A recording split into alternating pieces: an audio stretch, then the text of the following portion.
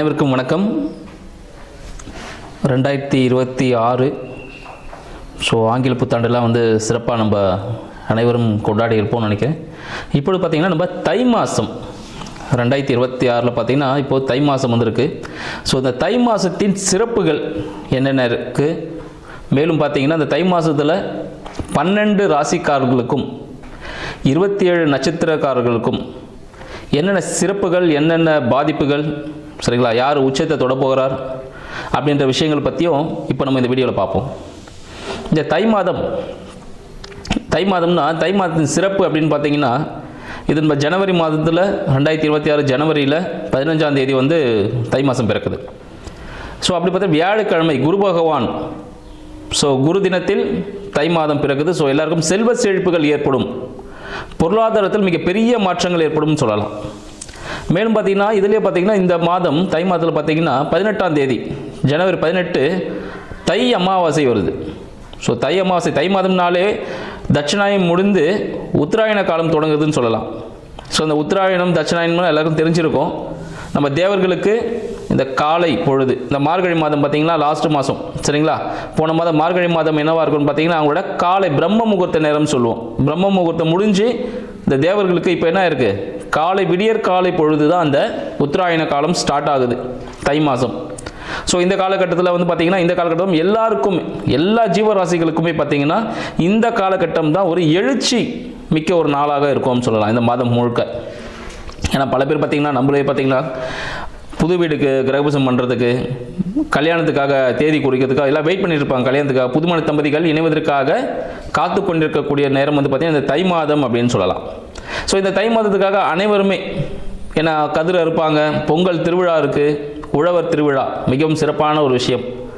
ஏன்னா இப்போ இந்த உழவன் இல்லைன்னா நம்மளால் எந்த விதமோ பொருளையும் சாப்பிட முடியாது, எதையும் யூஸ் பண்ண முடியாது. அவங்களுக்கெல்லாம் ஒரு நன்றி தெரிவிக்கக்கூடிய காலகட்டமாகவும் இந்த தை மாதம் இருக்குன்னு சொல்லலாம். சூரிய பகவானுக்கு நன்றி செலுத்தும் விதமாக இந்த தை மாதத்தில் பொங்கல்லாம் வச்சு சிறப்பாக நம்மளோட தென்னிந்திய பகுதியில் நம்ம சிறப்பாக பண்ணிகிட்ருக்கோம். இது மட்டும் இல்லாமல் இப்போ உலகம் ஃபுல்லாக எல்லாத்துலேயுமே கொண்டாட ஆரம்பிச்சிருக்காங்க. அது மட்டும் இல்லாமல் பார்த்திங்கன்னா இந்த உத்தராயண காலத்தில் இந்த தை அமாவாசை வருது பாருங்கள். இந்த தை அமாவாசை அன்னைக்கு என்ன பண்ணோம், இதுக்கு முன்னாடி அமாவாசைலாம் வந்துடுச்சு, மாலை அமாவாசைலாம் முடிஞ்சிடுச்சு. இப்போ தை அமாவாசை வருது. மாலை அமாவாசை டைமில் ஏதாவது பண்ண முடியல அப்படின்னும் போது இந்த தை அமாவாசை இந்த காலகட்டத்தில் கண்டிப்பாக பார்த்திங்கன்னா நம்ம முன்னோர்கள் இறந்தவர்கள், சரிங்களா, அவங்களோட பிள்ளைகளையோ சொந்தக்காரங்களும் பார்க்கறதுக்கு வருவதான வாய்ப்புகள் உண்டு. அதனால் இந்த காலகட்டத்தில் மறக்காமல் தை அமாவாசையில் வீட்டில் படையல் வச்சு ஒரு துணி, சரிங்களா, எப்போ பார்த்திங்கன்னா ஒரு சேலை, ஒரு வேட்டி, டவல் இது மாதிரி தான் வச்சு படைக்கணும். சேலை கூட ஒரு ஜாக்கெட் பெட்டி இது மாதிரி வச்சு தான் கடவுளுக்கு படைச்சிட்டு, கடவுளுக்குனா நம்ம முன்னோர்கள், ஏன்னா அவங்க தானே இப்போ குலத்தை காக்க போகிறவங்க. அவங்களுக்கு வச்சு படைச்சிட்டு அது மூலயமா, சரிங்களா, 4 பேருக்கு ஒரு முடிஞ்ச அளவுக்கு ஒரு 3 பேருக்கோ இல்லை 5 பேருக்கு இல்லை ஒரு 9 பேருக்கு உணவு தானம் பண்ணுங்கள். உணவு தானம்னா யாருக்கு தேவை இருக்கோ, இப்போ கோவிலில் கொடுக்குறாங்க பாருங்கள், அது பிரசாதம், அது வீட்டிலே சமைச்சு வச்சுட்டு வந்திருப்பாங்க, அங்கே ஒரு பிரசாதமாக அதை வாங்கிக்கிறாங்க கடவுள்கிட்டேருந்து. பட் இந்த உணவு தானம் அப்படின்னு சொல்லும்போது பார்த்தீங்கன்னா யாருக்கு தேவை இருக்கோ, அன்றாட உணவே கிடைக்க முடியாமல் இருக்கும் சில பேருக்கு. அவங்களுக்கு கொடுக்கறது மூலமாக நம் முன்னோர்களுக்கு இது நம்மளோட காலகட்டத்தில் செய்ய முடியாத சில விஷயங்கள் இருந்திருக்கும், சூழ்நிலைகள் தடுத்திருக்கும், அந்த விஷயங்கள்லாம் நிவர்த்தியாகி அவங்க மனது குளிரும். அதனால் கண்டிப்பாக தை அமாவாசைக்கு முடிந்த அளவில் உணவு தானம் பண்ணுங்கள். ஒருத்தருக்காவது வாங்கி கொடுங்க. அதோட வேல்யூ எவ்வளோ இருக்கணும்லாம் இல்லை, 5 ரூபா இருக்கலாம், 10 ரூபா இருக்கலாம், 500 ரூபா இருக்கலாம், 5000 ரூபா, என்ன வேணாலும் இருக்கலாம். ஒருவரோட பசி ஆற்றுங்கள். என்னால் சாப்பாடெலாம் வாங்கி தர முடியாத, நானே கஷ்டத்தில் இருக்கேன் அப்படின்றீங்க, பரவாயில்ல, ஒன்றும் பிரச்சனை இல்லை. வீட்டில் சமைக்கிற சாப்பாடை, சரிங்களா, காகத்திற்கு வைக்கலாம். வீட்டு வெளியே காக்கா வரும் பார்த்தீங்களா, காக்காவுக்கு வைக்கலாம். அதுவும் முடியலையா, சின்ன எறும்புகள்லாம், குட்டி குட்டியாக எறும்பு, அந்த எறும்புகளுக்கு உணவு அளிக்கலாம். இந்த தை மாதத்தில் முடிந்த அளவு என்ன பண்ணணும், உணவு தானியங்கள், அதை உயிரினத்தை, எந்த உயிரினம் தான் பரவாயில்ல, அளவுகள்லாம் இல்லை, எறும்பு கொடுத்தாலும் சரி, பசுமாடு கொடுத்தாலும் சரி, காகத்துக்கு கொடுத்தாலும் சரி, இல்லை மனிதர்களுக்கே கொடுத்தாலும் சரி. ஏன்னா கடவுள் தனியாக வரமாட்டார், மனித உருவில் தான் வருவார். அப்போ நம்ம தான் யாருக்காவது உதவிகள் செய்யணும் அப்படின்ற விஷயத்தையும் இந்த தை மாதத்தில் நம்ம கண்டிப்பாக கடைப்பிடிக்கணும். உழவர்கள் அனைவருக்கும், யாரெல்லாம் விவசாயம் செஞ்சுட்டு இருக்காங்களோ, உற்பத்தி துறையில் இருக்காங்களோ, எல்லாருக்கும் ஒரு நன்றி செலுத்தணும். நம்மளும் சரிங்களா? ஸோ மற்றவங்க தான் பண்ணணும் இல்லை, நம்ம அனைவருமே அவங்களுக்கு வந்து நன்றி கடன் பட்டவர்கள். உழவர்களுக்கு எல்லாமே அவங்கள நன்றி கடன் செலுத்த வேண்டிய மாதமாக எப்பவுமே நன்றி கடன் செலுத்தணும். இந்த நாள் ஒரு குறிப்பிட்ட நாள் நம்ம பர்த்டே கொண்டாடுறோம் பார்த்தீங்களா, அது போல ஒரு நாள் தான் இந்த நாள். கண்டிப்பாக அவங்களுக்கு நன்றி செலுத்தணும். உள்நாட்டு சரிங்களா, உள்நாட்டு உற்பத்தியில் ஆன பொருட்களை வாங்குவதை ஒரு கடமையாக வச்சுக்கணும்னு நினைக்கிறேன் இந்த வருடத்தில் அனைவருக்கும். இதை என்னோட ஒரு தாழ்மையான வேண்டுகோளாக கூட வச்சுக்கோங்க. மேலும் பார்த்தீங்கன்னா இந்த காலகட்டத்தில் நிறைய பேர் தொழில் தொடங்குறதுக்காக காத்துட்ருப்பீங்க. அதுக்காக நல்ல நேரங்களை குறித்து உங்களுக்கு சாதகமான, உங்களோட சுய ஜாதகத்துக்கு சாதகமான, சரிங்களா, ஸோ அந்த ஜாதக சாதகமான தேதிகளை குறித்து உங்களோட சுய தொழில்கள், இல்லை வேலைக்கு ஜாயின் பண்ண போகிற டேட்டு, புது வீட்டுக்கு போக போகிறீங்களா அதுக்காக வாழ்த்துக்கள், திருமணத்தில் இணைய போகும் தம்பதிகளுக்கு வாழ்த்துக்கள், இது எல்லா விஷயங்களும் சமய சடங்குகள் எல்லாமே பாரம்பரிய முறைப்படி இந்த தை மாதத்தில் அனைவருக்கும் சிறப்பாக நடைபெற அடியேனின் வாழ்த்துக்களும். 2026 தை மாதத்தில் இருக்கும் அனைத்து ராசினர்களுக்கும் அடியேனின் வணக்கங்கள். இப்பொழுது பார்த்தீங்கன்னா இந்த தை மாதத்தில் மேஷராசி அன்பர்களுக்கு எப்படி இருக்க போகுது அப்படின்னு பார்க்கலாம். மேஷ ராசி மேஷ லக்ன அன்பர்களுக்கும் பார்த்துக்கலாம், அவங்களுக்கும் இந்த விஷயங்கள் சாதகமாகவே இருக்குமா அப்படின்னு பார்க்கலாம். ஸோ இந்த மாத காலகட்டத்தில் பார்த்தீங்கன்னா யாருக்கு சாதகமாக இருக்குது அப்படின்னு பார்ப்போம். மேஷ ராசிக்காரர்களுக்கு எப்படி இருக்க பொழுது இந்த தை மாதம் முழுக்க, ஏன்னா அதை பொறுத்து தான் நம்ம தை பிறந்தால் வழி பிறக்கும் அப்படின்னு சொல்லியிருக்காங்க. ஸோ நம்மளுக்கு மேஷராசி நம்மளுக்கு வழி பிறக்குதா இல்லை வழியை உருவாக்க போகிறோமா அப்படின்னு சொல்லிட்டு பார்ப்போம். மேஷத்தின் அதிபதியான செவ்வாய் பகவான் சரிங்களா 9ல் இருக்கிறார், பாக்கியத்தில் இருக்கிறார். அப்போ என்ன விஷயங்கள் நடக்க போகுது அப்படின்னு பார்த்தீங்கன்னா, மேஷ ராசி மேஷ லக்ன அன்பர்களுக்கு இந்த தை மாதத்தில் பார்த்தீங்கன்னா புதிய முயற்சிகளால் பிரச்சனைகளை சந்திச்சிருப்பாங்க. கடந்த காலகட்டத்தில் ஏதாவது புதுசாக ஒரு பிஸ்னஸ் ஆரம்பிக்கிறதா இருந்தாலும், புதிய தொழில் முயற்சியாக இருந்தாலும், இல்லை வேலைக்காக இல்லை படிப்புக்காக, இந்த முயற்சிகள் எல்லாமே பார்த்தீங்கன்னா ஒரு டாக்குமெண்டேஷன்ஸ் இஷ்யூ கூட இருக்கும். சரிங்களா? ஸோ டாக்குமெண்டேஷன்ஸ் பார்த்தீங்கன்னா உங்களோட பத்திரப்பதிவு சம்மந்தப்பட்ட விஷயங்கள், ஸோ இந்த சர்டிஃபிகேட் சம்மந்தப்பட்ட விஷயங்கள், கையெழுத்து சம்மந்தப்பட்ட விஷயம், தோல் சம்மந்தப்பட்ட விஷயங்கள் மற்றும் நரம்பு சம்மந்தப்பட்ட விஷயங்கள், இளைய சகோதரம் கூட எடுத்துக்கலாம். உங்களோட அப்புறம் பிறந்த உடன்பிறப்பு போல இருக்கிறாங்களா அவங்க, சரிங்களா? ஸோ அவங்களுக்கெல்லாம் பார்த்தீங்கன்னா ஒரு உடல் உபாதைகள் இருந்திருக்கலாம். இதனால் சில பிரச்சனைகள்லாம் சந்திச்சிருப்பீங்க கண்டிப்பாக.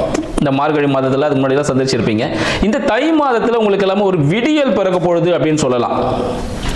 ஸோ அப்போ ஒரு மகிழ்ச்சியான தருணம் தான் இது. ஸோ தை மாதத்தில் உங்களுக்கு மேஷராசி மேஷ லக்ன நண்பர்களுக்கு ஒரு விடியல் காத்துட்டு இருக்கு. தை பிறந்தால் வழி பிறந்தாச்சுன்னு சொல்லலாம் இந்த காலகட்டத்தில். கூடவே பார்த்தீங்கன்னா உங்களோட புத பகவான் கூட இருக்கிறார் 9ல் பாக்கியமா. ஸோ 3க்கும் 6க்கும் அதிபதி. ஸோ முயற்சிகளால் பிரச்சனை எல்லாமே என்ன ஆக போகுது, இப்போ தவிடு பொடியாகி ஒரு புதிய உச்சத்தை அடைய போறீங்கன்னு சொல்லலாம். ஸோ இத்தகைய சிறப்புகள் ஏற்பட போகுது. நீங்கள் ஆன்மீகம் சார்ந்த விஷயங்களில் ஈடுபடுறதுக்கான வாய்ப்புகள் அதிகம். சரிங்களா? ஆன்மீகம் சார்ந்த விஷயங்களில் வாய்ப்புகள் அதிகம். பெருமாள் கோவில் மற்றும் முருகன் கோவில்லாம் போகிறதுக்கான வாய்ப்புகள் அதிகமாக இருக்கும். தட்சிணாமூர்த்தி கோவில், குரு பகவான் கோவில்லாம் போகிறதுக்கான வாய்ப்புகள் அதிகம் ஏற்படக்கூடிய ஒரு மாதமாக இந்த தை மாதம் திகழப்போகுதுன்னு சொல்லலாம். இது பாக்கியமாக இருக்கும். உங்களுக்கு அதுக்கு என்ன பண்ணணும், இந்த பாக்கியத்துக்கு என்ன செய்யணும் அப்படின்னு பார்த்தீங்கன்னா, உங்களோட தந்தை இருந்தாங்கன்னா தந்தை காலில் விழுந்து ஆசீர்வாதம் வாங்குங்க. அவங்க மனது புண்படும்படி யாரும் நடந்துக்காதீங்க. இல்லை தந்தை ஸ்தானத்தில் இருக்கிறாங்களா அவங்க கிட்ட வந்து இனிமையாக பேசுங்க. இதுக்கு முன்னாடி ஏதாவது நம்ம பேசி மன வருத்தப்பட வச்சிருந்தோம்னா ஒரு மன்னிப்பு கேளுங்க. அவங்கள சந்தோஷமாக பார்த்துக்கிட்டனால எல்லாமே உங்களுக்கு கை கொடுக்க ஆரம்பிச்சிடும். அதுதான் நம்மளுக்கு பெரிய தளங்களாக இருக்கு அப்படின்னு சொல்லுவோம். ஸோ தாய் தந்தையிடம் பார்த்தீங்கன்னா யாருக்கிட்டையும் இந்த ஈகோன்ற விஷயங்கள்லாம் நம்ம கொண்டு போக வேண்டாம். ஸோ அவங்ககிட்ட நீங்கள் சாஷ்டாங்கமாக நீங்கள் மன்னிப்பு கேட்கும் பொழுது, மனதார மன்னிப்பு கேட்கும் பொழுது, இல்லை தாய் தந்தை இல்லையா, ஸோ மனசார அவங்களை நினச்சிக்கிட்டு அவங்கள வருந்தி என்னை மன்னிச்சிருங்க நான் இதெல்லாம் பண்ணிட்டேன் அப்படின்னு சொல்லிட்டு மன்னிப்பு கேட்கும் பொழுது உங்களுக்கு தேவையான விஷயங்கள் எல்லாமே சாதகமாக நடக்க போகுதுன்னு சொல்லலாம். அடுத்து உங்களோட விஷயங்கள், படிப்பு சம்மந்தப்பட்ட விஷயங்கள், திருமணம் சம்மந்தப்பட்ட விஷயங்கள்லாம் பார்த்தீங்கன்னா, படிப்பு தொழில் கல்வி சார்ந்த படிப்புக்காக நீங்கள் பயணம் செய்வதற்கான வாய்ப்புகள் ஏற்படும் இந்த காலகட்டத்தில். திருமணத்திற்காக காத்துட்டு இருக்கக்கூடிய மேஷ ராசி அன்பர்கள், மேஷ லக்ன அன்பர்களுக்கு பார்த்தீங்கன்னா இந்த தை மாதத்தில் திருமணம் நடப்பதற்கான வாய்ப்புகள் காத்துட்டு இருக்குங்க. ஸோ திருமணத்திற்கான வாய்ப்புகள் யாரெல்லாம் இதற்கும் திருமணம் ஆகலன்னு காத்துட்டு இருக்கீங்களோ உங்க எல்லாருக்கும் இந்த தை மாதம் ஒரு விடியல் கொடுக்கக்கூடிய ஒரு மாதமாக சூரியன் நேரம் உங்களை பார்க்க போறாரு. சரிங்களா? ஸோ சூரியன் நேரம் பார்த்தோன்னா உங்களுக்கு பன்னீர் மேலே படர்ந்த சூரியன் போல, சரிங்களா? ஸோ அந்த ஒளியால் நீங்கள் பிரகாசிக்க போறீங்க அப்படின்னு சொல்லலாம். ஸோ உங்களுக்கு கூடவே சுக்கிரன் இருக்காரு. சரியா? சூரியன் சுக்கிரன் ஒன்னாவே உங்களுக்கு 10ஆம் இடத்துல இருக்காங்க. அப்போ தொழில், அரசாங்கம் சார்ந்த தொழில், அரசாங்கம் சார்ந்த விஷயத்தில் தான் நீங்கள் ஈடுபட போறீங்கன்னா உங்களுக்கு சக்சஸ் கொடுக்கும்னு சொல்லலாம். பெண்கள் மூலமாக மேஷராசி அன்பர்களுக்கு பெண்கள் மூலமாக ஒரு சிறிய அழுத்தம் ஏற்படுறதுக்கான வாய்ப்புகளும் உண்டு. பெண்கள் விஷயத்தில் மேஷராசி அன்பர்கள், மேஷ லக்ன அன்பர்கள் கொஞ்சம் ஜாக்கிரதையாக கையாள்வது ரொம்பவும் நல்லது. நம்மளுக்கு இது வேண்டாம்னா வேண்டாம், வேணும்னா வேணும். ஸோ இது தேவையா இல்லையான்னு பார்த்துங்க. மேலும் பார்த்தீங்கன்னா இந்த ஆடை ஆபரணங்கள், இந்த ஜுவல்லரி ஷாப் வச்சிருக்கிறது, ஃபேன்சி ஸ்டோர் வச்சிருக்கிறது, இது போல ஷாப்ஸ்லாம் நீங்கள் ஓப்பன் பண்ணுறீங்கன்னா இந்த காலகட்டம் ரொம்ப சிறப்பாக இருக்கும் மேஷராசி அன்பர்களுக்கு. டெக்ஸ்டைல்ஸ் நிறுவனங்கள், ஆடை தயாரிக்கக்கூடியவர்கள், இவங்களாம் பார்த்தீங்கன்னா ரொம்ப சிறப்பாக இருப்பாங்க. இந்த காலகட்டத்தில் நல்ல பிஸ்னஸ் நடக்குதுன்னா வாய்ப்புகள் உண்டு. ஒரு தொழிலாளியாக இருந்தால் இந்த காலகட்டத்தில் ஒரு முதலாளி ஆகக்கூடிய ஒரு அமைப்பும் இந்த தை மாதம் இருக்குன்னு சொல்லலாம். மேலும் பார்த்தீங்கன்னா அரசாங்கத்தில் சிறிய ஒரு அழுத்தம் ஏற்படும். ஸோ உங்கள் கரெக்டாக உங்கள் டேக்ஸ் வாட் எவர் என்னெல்லாம் இருக்கும் டாக்குமெண்டேஷன்ஸ்லாம் கொஞ்சம் கரெக்டாக கிளியர் பண்ணிவிடுங்க. இந்த விஷயங்கள்லாம் உங்களுக்கு நிறைய சப்போர்ட்டாக இருக்கும்னு சொல்லலாம். மேலும் பார்த்தீங்கன்னா உங்களுக்கு 4ஆம் அதிபதியான சந்திர பகவான் உங்களுக்கு 8ல் இருக்கார், மேஷத்துக்கு 8ல் இருக்கார். அப்போ வீடு சம்பந்தப்பட்ட விஷயங்கள் ஒரு சிறிய ஒரு அழுத்தத்தை கொடுக்கலாம். தாயாரின் உடல்நிலையில் சிறிய கவனம் வேணும். தாயார் பார்த்தா நல்லா தான் இருப்பாங்க, ஆனால் நம்ம மனது தோணும் அவங்க ஏதோ ஒரு ப்ரெஷரில் இருக்காங்களோ, அவங்களுக்கு ஏதாவது இஷ்யூஸ் இருக்கோ அப்படின்ற மாதிரி தோணலாம். சரிங்களா? ஸோ நம்மளோட உடல் சம்பந்தப்பட்ட விஷயங்கள், மேஷராசி அன்பர்கள் உடல் சம்பந்தப்பட்ட விஷயங்களில் இருதயம் சார்ந்த விஷயங்கள், இல்லை மூச்சு சார்ந்த விஷயங்களில் சிறிய பிரச்சனைகள் வந்து போகலாம். பெருசாக ஒன்றும் இல்லை, சின்ன சின்ன விஷயங்கள் பாதிப்புகள் ஏதாவது இருக்கலாம், வாய்ப்புகள் உண்டு. சளி தொந்தரவு சம்பந்தப்பட்ட விஷயங்கள், கோல்டு, ஸோ இதனால் சளி இருமல் சம்பந்தப்பட்ட விஷயங்களில் சிறிய பாதிப்புகள் இருக்குன்னு சொல்லலாம். ஸோ அதனால் பார்த்தீங்கன்னா தண்ணியில் கொஞ்சம் பார்த்து சுட வச்சு கரெக்டாக நீங்கள் கிளைமேட் சேஞ்ச் ஆகுது இல்லை, அதனால் தண்ணியில் சுட வச்சு கரெக்டாக பார்த்துருந்தீங்கன்னா ரொம்ப நல்ல விஷயங்களாக இருக்கும். உங்களுக்கு 5ல் கேது பகவான் சஞ்சரிக்கிறார். இந்த கேது பகவான் இருக்கிறதுனால என்னெல்லாம் நடக்கும்? மனதில் பார்த்தீங்கன்னா ஒரு ஆன்மீக நாட்டம் ஏற்படும். சரிங்களா? குழந்தை பிறப்பு, மேஷராசி நண்பர்கள் இந்த காலத்தில் குழந்தை பிறப்பதற்கான வாய்ப்புகள் உண்டு. குழந்தை ஆண் குழந்தையாக பிறப்பதற்கான வாய்ப்புகள் அதிகம். உங்களுக்கு 3ல் அமர்ந்த குரு பகவான் 9, 12 அவர் 3ல் இருக்கார். அப்போ என்ன பார்த்தீங்கன்னா உங்களுக்கு தந்தை சார்ந்த விஷயங்கள், இல்லைனா நீங்கள் வெளியூர் வெளிநாடு போகிறதுக்கான சில விஷயங்கள், பாஸ்போர்ட் சம்மந்தப்பட்ட விஷயங்கள், இம்போர்ட் எக்ஸ்போர்ட் சம்மந்தப்பட்ட விஷயங்கள், இதனால ஒரு செலவு ஏற்படும். புதிய முயற்சிகள், அதாவது ஒரு நல்ல ஒரு அனுகூலமான விஷயங்கள் தான். ஸோ அதுக்காக ஒரு புதிய முயற்சிகள் நீங்கள் எடுப்பதற்கான வாய்ப்புகள் அதிகம்.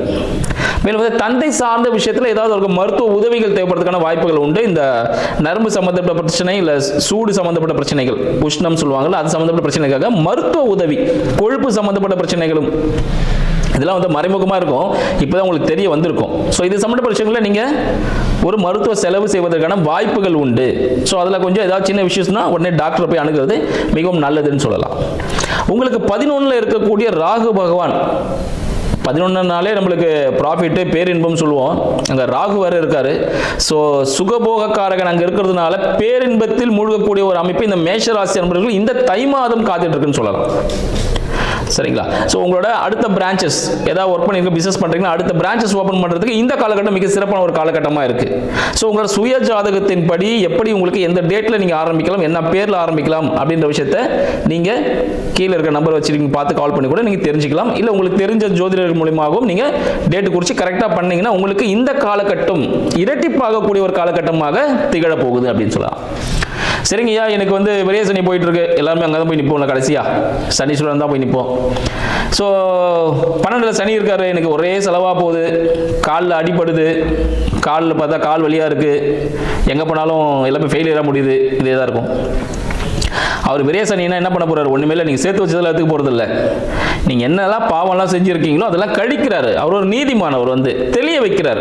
ஒரு குளத்தில் கழுத்துக்கு போட்டிங்கன்னா கொஞ்சம் கலங்களாக இருக்கும், அதுக்கப்புறம் அது தெளிஞ்ச பிறகு பார்த்தீங்கன்னா ரொம்ப கிளியர் வாட்டர் இருக்கும். சரிங்களா? அது போல தான் சனீஸ்வர பகவான் உங்களை கெடுக்கிறதுக்காகலாம் இல்லை, அவர் மாதிரி கொடுக்கறதுக்கு ஆளே இல்லை, யாருமே தடுக்கிறதுக்கு ஆள் இல்லை அவர் கொடுத்தாருன்னா. ஸோ 12ல் இருக்கிற சனீஸ்வர பகவான் உங்களுக்கு பார்த்தீங்கன்னா விரயங்கள் ஏற்படுத்த மாட்டார். அந்த விரயங்களுக்கு சுப விரயமாக மாற்றிக்கலாம். நீங்களே போயிட்டு தை மாசமா ஓகே போயிட்டு பொங்கல் வேறு வருது, ஒரு ஷூ ஒன்று வாங்கி, ஒரு செப்பல் ஒன்று வாங்கிக்கலாம். யாருக்காவது ரிலேஷனுக்கு செப்பல் கூட வாங்கி தரலாம், ஃப்ரெண்ட்ஸுக்கு செப்பல் வாங்கி கொடுக்கலாம், முடியாதவர்களுக்கு செப்பல் வாங்கி கொடுக்கலாம். சரிங்களா? ஸோ இந்த விஷயங்கள். மேலும் பார்த்தீங்கன்னா கால் சம்பந்தப்பட்ட விஷயங்கள் யாராவது பாதிக்கப்பட்டிருக்காங்களா, அவங்களுக்கு உங்களால் முடிந்த உதவிகளை செய்யலாம். வயதானவர்களுக்கு தேவையான பணிவிடைகள் உதவிகள் செய்யலாம். உங்ககிட்ட வேலை செய்யக்கூடிய தொழிலாளர்களுக்கு உங்களால் முடிந்த உதவிகள். சரிங்களா? என்ன உதவியுமோ உதவி தான் செய்யணும். நானும் அவங்க சொல்லிட்டாங்க நம்ம போய் ஏதாவது கொடுத்து நம்ம சரி பண்ணிக்கலாம்லாம் இல்லை. அவங்களுக்கு உதவி தேவைப்படணும். ஏன்னா உங்களுக்கு ஒரு விஷயம் பாசிட்டிவ் வந்து சேரணும், உங்களுக்கு ஒரு நல்ல ஒரு விஷயம் வரணும் அப்படின்னா, புண்ணியம் கிடைக்கணும்னா அதுக்கு யாருக்காவது ஒரு தேவை இருந்தால் தான் அந்த புண்ணியம் உங்களுக்கு கிடைக்கும். அப்போ அந்த ஆள் உங்களுக்கு சந்திக்கணும். சும்மா போயிட்டு நீங்கள் ரோட்டில் இருக்கிட்ட ஒரு 10 ரூபா கொடுத்தீங்கன்னா சும்மா இருப்பாரா? ஒரு அரை விடுவார், நீ எனக்கு 10 ரூபா தரையா அப்படின்னு சொல்லுவார். 1000 ரூபா கொடுத்தாலும் அடிப்பார், எதுக்கு கொடுக்குறேன் அப்படின்னு சொல்லிட்டு. அப்போ அந்த தேவை இருக்கக்கூடிய ஒரு நபர் உங்களை அணுகும் பொழுது கண்டிப்பாக இல்லைன்னு சொல்லாமல் உங்களால் முடிஞ்சதை கொடுங்க. சரிங்களா? முடியலன்னா ஒரு அட்வைஸ் கூட கொடுங்க.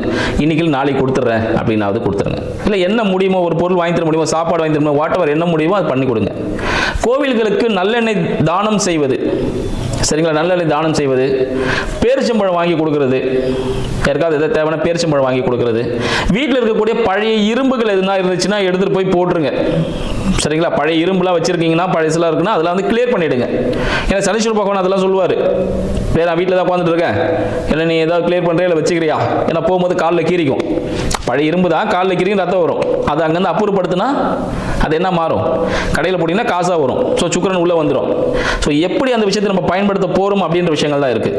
ஸோ முதியவர்களை, ஊனமுற்றவர்களை, சரிங்களா, எங்கே பார்த்தீங்கன்னா யாராவது மாற்றுத்திறனாளிகள் யாருக்காவது உதவிகள் தேவைப்பட்டுச்சுன்னா அந்த உதவிகள் செய்யுங்க. இந்த தை மாதம் உங்களுக்கு சிறப்பாகவே இருக்கும்னு சொல்லலாம். மேலும் பெற்றோருக்கு கண்டிப்பாக உணவு கொடுங்க. வீட்டில் இருக்க பெற்றோருக்கோ இல்லை பெற்றோர் ஸ்தானத்தில் இருக்கிறவங்களுக்கோ கண்டிப்பாக அவங்கள அரவணைச்சு பார்த்துக்குங்க. அதுதான் உங்களுக்கு ப்ளஸ் பாயிண்ட். அதுதான் 12 இருக்க சனீஸ்வரன் வந்து என்ன பண்ணுவார், அங்கே என்னெல்லாம் சரியோ அதெல்லாம் இங்கே கொடுக்கணும்னு பார்ப்பாரு. சரிங்களா? ஒரு குட்டி கதை கூட ஒன்று இருக்குது. ஒரு அப்பா அம்மா இருந்தாங்களா, ஒரு சின்ன ஒரு குழந்தை இருந்துச்சான்.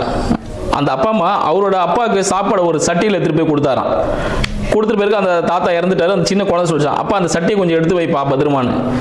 ஏன்ப்பா இப்படி கேட்குற? ஏன்னா இல்லைப்பா, நீ உங்கள் அப்பா கொடுத்தல, நான் இதே சட்டியை உனக்கு எடுத்து வைப்பேன்ப்பா, அதனால இந்த சட்டியை பத்திரமா எடுத்து வைங்கப்பான்னு சொல்லிச்சான். ஸோ அது போல விஷயங்கள் தான் வந்து நம்ம என்ன செய்கிறோமோ நம்மளோட குழந்தைகள் அதையே ஃபாலோ பண்ணுவாங்க. அதனால் குழந்தைகளுக்கு நல்ல விஷயங்களை கற்றுக் கொடுப்போம், பெற்றோரை பாதுகாப்போம். இந்த தை மாதம் உங்களுக்கு மிக சிறப்பானது ஒரு மாதமாக அமைய இருக்கிறது. நன்றிகளும் வாழ்த்துக்களும்.